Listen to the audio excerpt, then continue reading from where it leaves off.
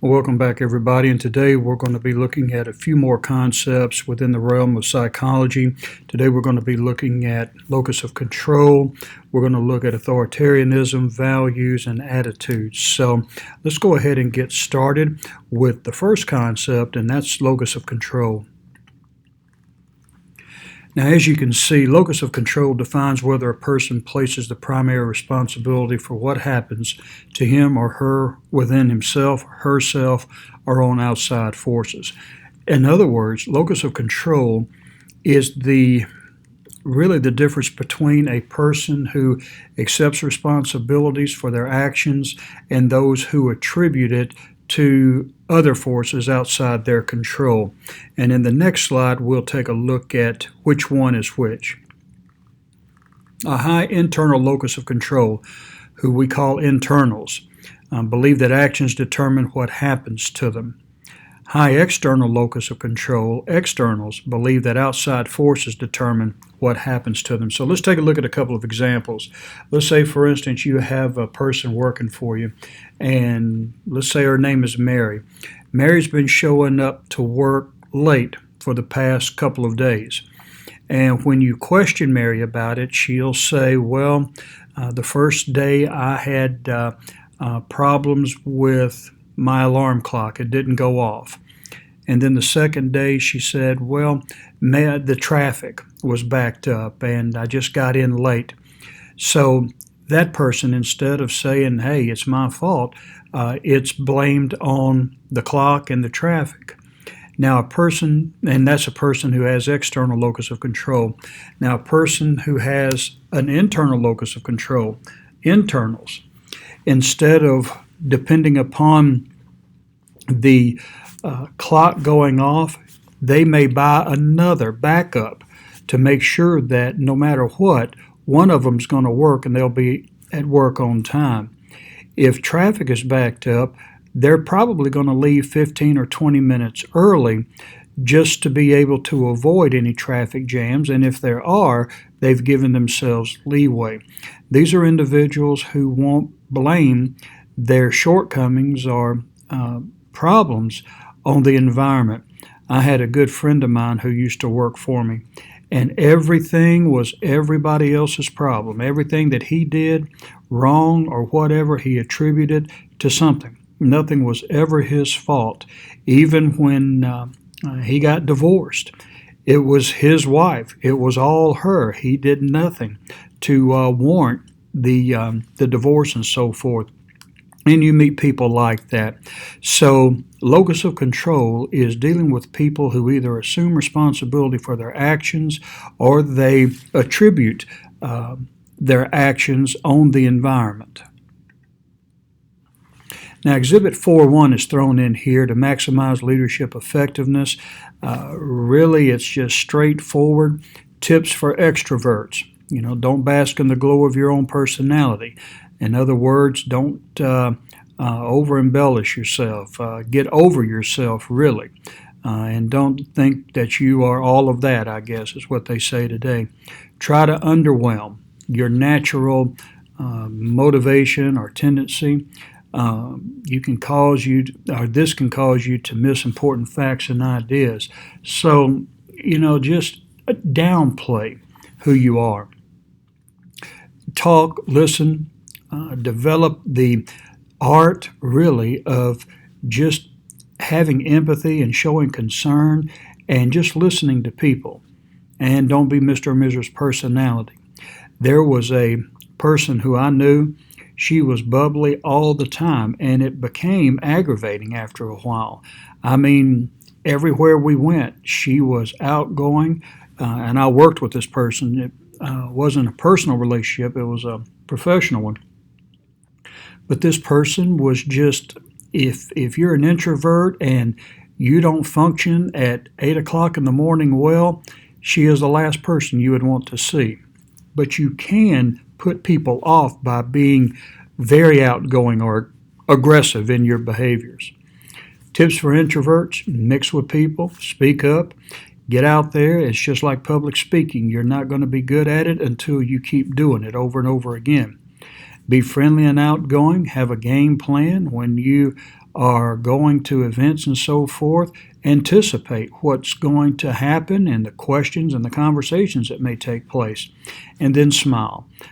Smiling is a really something that I have to focus on because I'm not a smiler. I'm usually thinking, or I'm deep in thought, or trying to solve an issue or whatever. But a person who is frowning all the time can intimidate people. And of course, we don't want to do that. Now, authoritarianism is the belief that power and status differences should exist in an organization.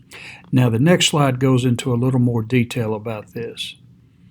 Authoritarianism is the leader's degree of authoritarianism and how it affects the leader and how that leader wields and shares power.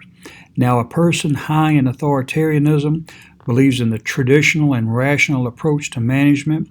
They incorporate the autocratic style of leadership, and the difference between leader and follower affects the leader's effectiveness. Now, all of this is to say the old autocratic style of leadership was really how we began in business. Now, I'm talking about the industrial age. The idea was that the manager had a place, the worker had a place. The two shouldn't be combined or cross over. The leader led and the follower followed. And the follower's job was just to listen and take orders. They were not there to contribute their input or ideas or whatever, because it was believed that the manager knew better than anybody else. So it was very rigid. It was very strict. You couldn't really deviate from rules and procedures and so forth. And this is authoritarianism. And power, there was power distance. That means there were clear and distinct lines of authority throughout the organization, and you didn't cross those. If you had a problem as a worker, you would have to go to your immediate supervisor. You couldn't go anywhere else. And that a supervisor would determine whether or not it needed to be carried up the hierarchy of control and so forth. But that's authoritarianism. Now, that was really antiquated around the 1920s. It became obsolete. But there are still organizations that use that, the military, police, fire, because those situations or those organizations in certain situations need that command and control where I don't need to debate with you. We're in a crisis, so let's do what we're told and get the job done. So that would be an example of authoritarianism in today's modern workplace. Now, values. These are fundamental beliefs. And these are beliefs that an individual considers to be important, that are relatively stable over time, and that have an impact on attitudes and value and behavior. Your values are going to determine how you relate to the world, how you interpret the world, and how you respond really to the world. And everybody, because of diversity, they have different values. Some may value hard work. They may value corporate responsibility. They may value cohesion and dedication to the company, while others may just value money, and that's really all they want. So values are different. We have religious values, we have social values, we have political values. They come in many shapes, forms, and sizes, but values really are the fundamental building blocks upon which we develop our attitudes and our behaviors. Now, instrumental and end values. Instrumental values, it's the beliefs about the types of behaviors that are appropriate for reaching goals. There are some people who believe that the end justifies the means. In my ethics class, I may have you do it as well, but in my ethics class, I would ask a person, you have a family of Jews hiding out in your house, and the Nazis come and ask you if you are harboring any Jews. Now, if you lie, then you violated God's law of I won't lie, or thou shalt not have false witness or perform false witness. If you tell the truth, you've honored God's commandments, but that family will die because of what you said. The Nazis will take them and intern them in concentration camps, and the chances of them being killed would be great. So what would be your response to the Nazis? Does the end justify the means? Would you rationalize it and saying I'm saving a life, so it's okay for me to lie and break the commandment? Or would you say, no matter what, I've got to honor God first? So that's a hard question. But these are instrumental values, and there are a lot of people that says, whatever it takes for this company to thrive, that's my job to do. Even if the decisions are not moral or ethical, I'm here to support the company. And a lot of people have fallen into that. End values, and these are called terminal values. These are beliefs about the kind of goals or outcomes that are worth trying to pursue. So this is a call on what is worth going after and so forth. And if people don't value the outcome or the goal, chances are they're not going to be engaged in the activities that would make that goal happen. Now, values are different. Our values include differences in influence. Individuals differ in how they prioritize values. They identify and understand value differences to improve communication and effectiveness. Values are established by early adulthood but can change, especially when one becomes a Christian.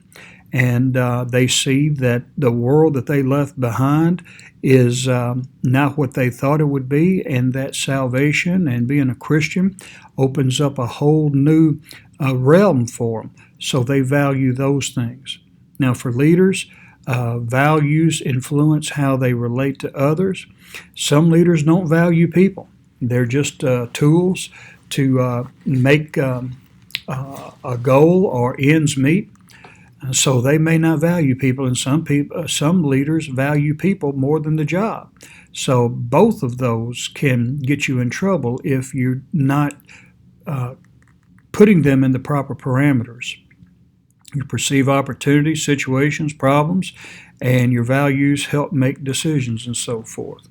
How do you make decisions when the lines of morality and ethics are gray?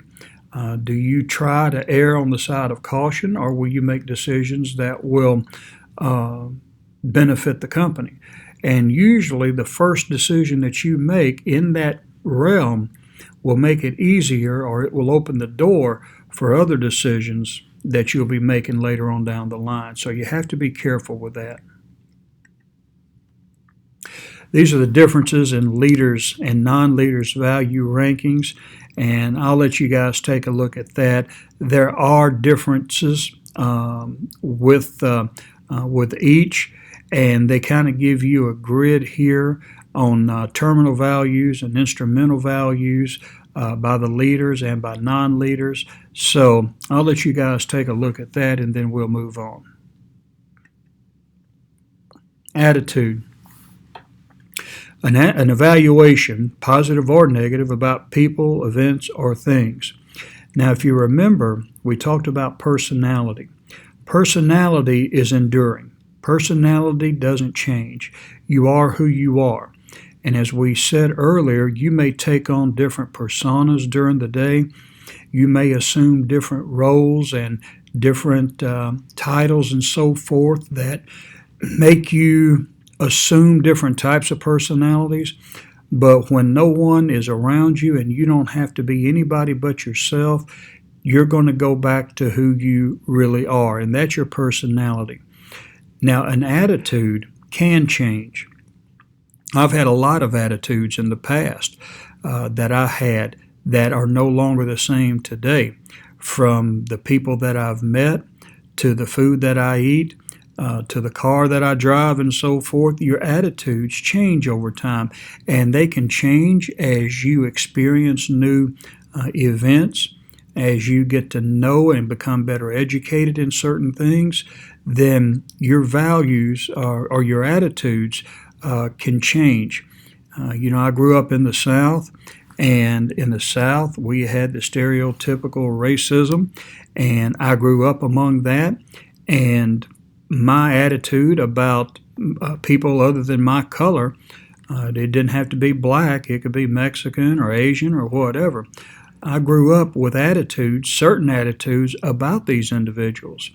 And when I went away from home, joined the Navy, and I had to live with blacks and Hispanics and Asians, I started to see them in a different light. My attitude started to change. The more I became exposed to them and their beliefs and their values and so forth, I started to realize, yeah, we have differences, but we're not so far apart that we can't work together and live together and like each other and be friends and so forth.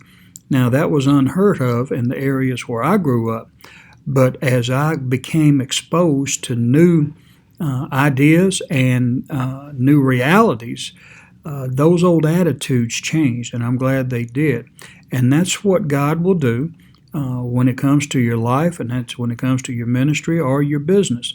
You may have certain attitudes about things, but those attitudes really don't change, or those attitudes really don't stay if you educate the people, if they become more exposed and experienced in whatever it is they are assessing.